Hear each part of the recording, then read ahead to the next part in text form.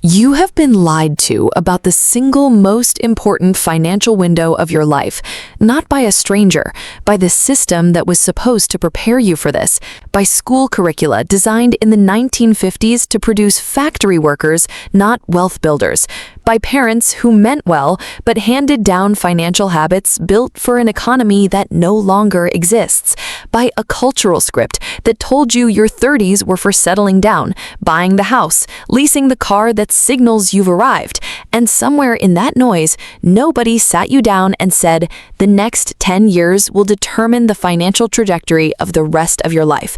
Not your 40s, not your 50s. These 10 years, right now. And here is the uncomfortable part. Most people in their 30s are not broke. They are earning more than they ever have. They are not one emergency from disaster. They are something more dangerous than broke. They are comfortable. They are comfortable enough to delay the decision that would change everything, and they will delay it for exactly long enough that the delay becomes permanent. That is what this video is about, not motivation, not the story of some 22-year-old prodigy who bought index funds in a dorm room. This is a tactical breakdown of what actually happens to your financial life when you start investing seriously in your 30s. The real numbers, the real psychology, and the real mechanism that the financial services industry does not want explained in plain language, because plain language would make you dangerous. Stay with me, because somewhere in the middle of this video, I am going to show you a calculation that is going to reframe every financial decision you have made in the last 5 years. You will not be able to unsee it. I am not going to show it to you yet, because it only lands if you understand what I am about to build first. Let's start with the lie. The lie sounds like this. Focus on your career in your 30s. Build your income first. Invest later when you have more to work with. That advice is not malicious. It is simply catastrophically wrong. And here is why. It assumes that the variable that matters most in investing is the amount you invest. It doesn't. The variable that matters most is time, specifically the number of compounding cycles your money gets to complete before you need it. Every year you delay investing is not a year you missed saving. It is a year you removed from the compounding engine permanently. You cannot buy it back. You cannot work harder and retrieve it. The calendar does not negotiate. Here is what that actually means in your life. You are 32. You earn enough to live on. You are not investing yet because the mortgage is new, the car payment is real, the kids might be coming, and there is always something more urgent than next month's brokerage contribution. You tell yourself you will start properly at 35. You are not procrastinating. You are planning. That is what it feels like from the inside. From the outside, from the vantage point of compound interest, you just voluntarily handed 3 years to the market without being in it. 3 years does not sound catastrophic. Run the numbers. If you invest $500 a month starting at 32 and the market returns a conservative 10% annually, by age 60, you have approximately $600,000. If you start at 35 instead, same amount, same return, same discipline, you have approximately $430,000. You did not lose $50,000 by waiting. You lost $170,000 by doing nothing for 36 months. That is not a penalty. That is the price of comfort. And that number assumes you actually start at 35. Most people who say they will start at 35 start at 38. Some start at 42. The delay compounds just like the investment does, except in the opposite direction. Every year you are not in the market is a year the market is in motion without you. This is the first thing you need to understand about investing in your 30s. The urgency is not about discipline, it is arithmetic. You are not being asked to be more responsible, you are being asked to respect mathematics. Now here is where it gets less comfortable. You probably are spending money right now, a significant amount of it, not on emergencies, on friction reduction, on convenience, on the invisible infrastructure of a modern middle-class life that has been engineered, and I use that word intentionally, to extract money from you in amounts small enough to feel harmless and frequent enough to be devastating over time. Let me show you what that looks like with specificity, because specificity is the only thing that cuts through. The streaming subscriptions you pay for but do not fully use, $50 a month. The food delivery apps where the convenience fee and the surge pricing and the tip that the platform psychologically pressures you into means you are paying $25 for a meal that costs $12 at the restaurant. Call that $80 a month in premium above actual food cost. The gym membership that charges you for the person you intend to become rather than the person currently showing up, $40. The car you financed because leasing felt like losing, $550 a month in repayments on a depreciating asset that loses 15% of its value the day you drive it out of the lot. Add the premium rent because the apartment was in the right neighborhood, and the credit card balance you roll month to month because the interest feels manageable, and the impulse purchases that algorithmic advertising specifically designed to target people in your income bracket and your psychological profile delivered to your phone at 10 p.m. when your willpower was depleted. You are not broke. You are architecturally set up to stay non-wealthy. There's a difference. Broke is a cash flow problem. What most 30-somethings have is a wealth accumulation problem disguised as a lifestyle. The money is moving. There's just no mechanism in place to capture any of it and put it to work permanently. This is the part that nobody talks about with sufficient honesty. Building wealth in your 30s is not primarily a math problem. It's a war against a system that is financially incentivized to keep you spending. Every swipe of your card is someone's revenue. Every subscription renewal is someone's ARR. Every minimum payment you make on a credit card is someone's profit margin. The entire consumer infrastructure around you was built by people who understand compound interest profoundly and who are using it against you. The bank that holds your savings account is paying you 2% and lending your money out at 18% on credit card balances and up to 28% on personal loans. You deposited $3,000. They are generating $540 in yearly interest income from that deposit. They return $60 to you. You are the product. You are sitting inside the machine and calling it financial safety. Here is what starting in your 30s actually demands. It demands that you stop managing your money like a consumer and start managing it like a business owner. Those are not the same thing. A consumer looks at money and asks, "What can I afford?" A business owner looks at money and asks, "What does this capital do next?" Every dollar that enters a business owner's hands gets evaluated for deployment. Does this dollar go to debt elimination, which has a guaranteed return equal to whatever interest rate is on the debt? Does it go to the market, where the long-run average return over 30 years has never been negative on a diversified index? Does it go to an asset that generates cash flow? Or does it go to consumption, which returns zero and is gone permanently? That framework sounds simple. It is. The problem is not the framework. The problem is that you have been trained since birth to think like a consumer, and retraining takes active, conscious, uncomfortable effort for the first 90 days until the new habit replaces the old one. Now, this is the middle of this video, and I want to pause here. If what you are hearing is landing, if you can feel the gap between where your money is going and where it should be going, I want you to subscribe right now and turn on notifications. Not because of a generic CTA, because I am going to keep building this exact framework across every video on this channel. The tax structures the wealthy use, the specific investment vehicles that your financial advisor is not recommending because they don't earn commission on them, and the psychological traps that keep high-earning professionals perpetually middle class. If you leave this channel without subscribing, you will forget 80% of what you heard today by tomorrow morning. The subscription is a commitment to your own financial education. Make it now, and let's keep going. Back to your 30s. Here is what nobody shows you about the person who starts investing seriously at 32 versus the person who waits until 40. By the time both of them are 45, they are not just separated by money. They are separated by psychology.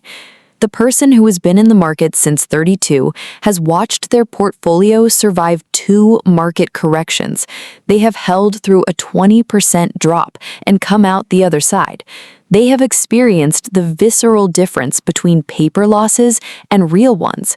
They have developed what traders call conviction, the ability to stay positioned when the market is terrifying, which is the only time conviction actually matters. The person who starts at 40 is not starting from zero in the financial sense only, they are starting from zero emotionally. They have never held an investment through a painful period. Their first significant correction will feel like confirmation that they started too late and that the market is rigged and they should pull out. Many of them will. That decision, selling in a downturn, is where the majority of long-term wealth destruction happens. It is not the market that destroys wealth. It is the panic that a lack of experience manufactures. Starting in your 30s buys you a full decade of market education while the stakes are manageable. The lessons you learn on a $12,000 portfolio are the same lessons that protect a $300,000 portfolio later. But you only get them by being in the game long enough to feel them. So here is the tactical framework, not philosophy, mechanics. The first move is the inventory, not a rough estimate of where you are, a forensic one. Every debt balance and its interest rate, every asset and its actual current value, every monthly outflow categorized not by budget line, but by function. Does this expenditure maintain your life, or does it grow your position? When you do this honestly for the first time, most people discover two things. First, that they are paying between $250 and $750 per month in interest costs across credit cards, personal loans, and car financing. That is dead money, money that is leaving permanently and generating nothing for you while generating guaranteed returns for your lenders. Eliminating that debt is investing. It is a guaranteed return equal to the interest rate you are no longer paying. A 22% interest rate on a credit card that you eliminate is a 22% guaranteed return on that capital. No stock in the world offers you that with zero risk. Second, it discovered that between subscriptions, habitual convenience spending, and lifestyle purchases made on autopilot, there is typically $300 to $900 per month in recoverable capital, money that is currently dissolving into comfort and could be redirected into an asset without meaningfully changing the quality of your daily life. That's your investment seed capital. It was always there. It just had no direction. The second move is automation before willpower. You do not save what is left after spending. You invest what comes out first, automatically before the rest of your income becomes visible to your spending habits. Set up a standing order from your salary account to your investment account for the day after your salary lands. Not the amount you wish you could invest, the amount you currently can. $100 a month is not life-changing on its own, but $100 a month at 32, growing to $300 at 34 when one debt clears, growing to $700 at 36 when your income increases and you refuse to let your lifestyle absorb the raise, that trajectory is. The raise is the critical moment. Your income will increase in your 30s. For most professionals, the decade between 30 and 40 contains their most significant earning growth. What separates wealth builders from high earners who remain financially strained is a single discipline applied every time income increases: the split. When a raise arrives, a minimum of 50% of the after-tax increase goes immediately to the investment account. The lifestyle gets the other 50%. This is not deprivation. You're still improving your standard of living. You're just not letting the entire raise dissolve into a slightly more expensive version of the same life. The third move is asset selection with ideological clarity. This is where the financial services industry extracts the most damage, so pay attention. There are investment products in this market that exist to make your advisor wealthy, not you. High-fee mutual funds that charge 2.5% in annual management fees on a product that historically underperforms a low-cost index fund. Endowment insurance policies sold as investment vehicles that lock your capital for 10 years and generate returns that barely beat inflation, while the front-loaded commission structure means your advisor earns handsomely in year one, while you bear all the risk. The uncomfortable truth is this: the simplest investment strategy available, consistent monthly contributions into a low-cost index fund tracking a broad market index, outperforms the majority of actively managed funds over a 10-year period. Not because active managers are incompetent, because the fees they charge to access their expertise compound against you just as relentlessly as your investment returns compound for you. A 1% difference in annual fees on a $300,000 portfolio over 20 years is not $60,000. It's closer to $180,000 because you're not just losing 1% of your balance annually, you're losing the compounded growth of that 1% for every year remaining in your investment horizon. Your financial advisor's fee structure is not a line item. It's a tax on your future that you agreed to without understanding the math. Know what you own. Know what it costs. Know what it has historically returned net of fees. If you can't get a straight answer to all three of those questions, you're probably in the wrong product. Now, let's talk about the version of this story that most people are quietly afraid to ask about. What happens if you start at 35 instead of 30? What if you're reading this at 37 with essentially nothing invested and a life that has been full and expensive and real? Here's the truth without softening it and without giving you false comfort. You have missed something. The compounding window that existed between 30 and 37 is closed. That's a real cost. You are allowed to know the exact size of it and be honest with yourself about it. But here's what's also true. You're 37 with a higher income than you had at 27. You have a clearer picture of what your life actually costs. You have a more sophisticated understanding of risk than a first-time investor 10 years younger than you. And you have the lived experience of what happens to people who don't build financial resilience. You've watched colleagues get laid off. You've seen what unexpected medical bills do to families with no buffer. You've felt the specific anxiety of knowing your lifestyle depends entirely on your next paycheck continuing to arrive. That fear is not a liability. It's fuel if you use it correctly. The machine of compound interest doesn't ask your age before it opens for business. It opens every single morning, and it takes whoever shows up with whatever they bring. It doesn't give back pay to people who arrive late, but it does reward every single day of consistent participation from the moment you walk in the door. Here's what 55 looks like for the person who started at 37 with discipline. Assuming 18 years of consistent contributions, growing from $300 to $1,200 a month as income grows, at a 10% annual return, you're approaching a portfolio of $850,000. That's not the number you would have had starting at 30. It's not supposed to be. It's the number available to you from where you're standing right now. It's real. It's significant. It's yours if you decide it is. The question is never whether the conditions are ideal. The conditions will never be ideal. There will always be debt to justify the delay, and children to justify the delay, and an economy that justifies the delay. The question is whether you're going to keep letting perfect be the enemy of started. Because here's the final uncomfortable truth about money in your 30s. The version of you at 55 is going to exist regardless. They will either have options or they will not. They will either have assets producing income or they will be entirely dependent on employment at an age when employment becomes less certain and physical stamina becomes less reliable. That version of you is not a hypothetical. They are you on a timeline that is moving whether you act or not. The person who starts today with $200 a month will be better positioned than the person who waits for the right amount.